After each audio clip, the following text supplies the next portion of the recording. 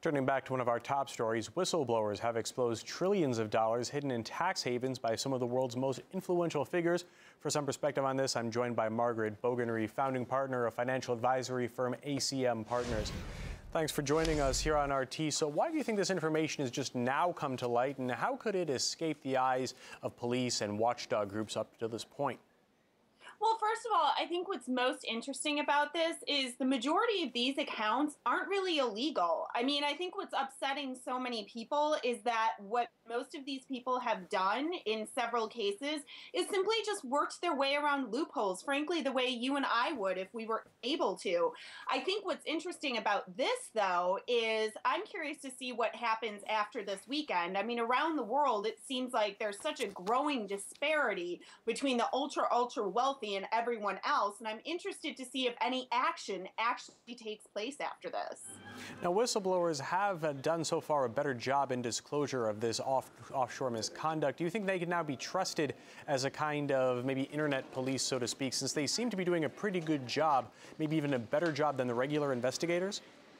Absolutely. And I think also what's so interesting about this is that they have no desire, need, or incentive to keep these individuals' accounts private. I mean, if you look, let's use France as an example. If you look at what's going on there, you have the president who's pushing for a 75% tax on millionaires.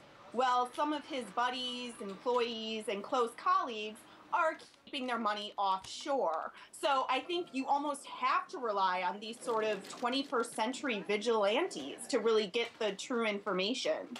Now, it's not illegal to set up a company on the Virgin Islands, so how can we trace the line between mere investment and tax evasion and money laundering? I think that's where things get really messy. I mean, at this point, I think, like I said earlier, what's going to be really interesting is to see if authorities are actually pushed to do anything. I mean, that's where that tricky line gets drawn. I mean, I've worked at hedge funds in my previous life, and I know oftentimes they simply keep mailboxes in the Cayman Islands to maintain that status. I mean, literally a P.O. box. It's not illegal, but it certainly seems a little unethical. Now, the report also includes a list of some brand name properties like Deutsche Bank and USB, which says it provided their customers with secrecy-cloaked companies in offshore hideaways. Would banks such as these risk their international reputations for extra customers and profits, you think?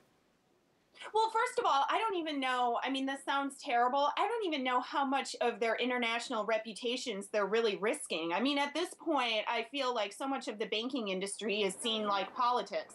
Everybody's bad, but what can you do? That's how I feel like a lot of people are actually seeing this.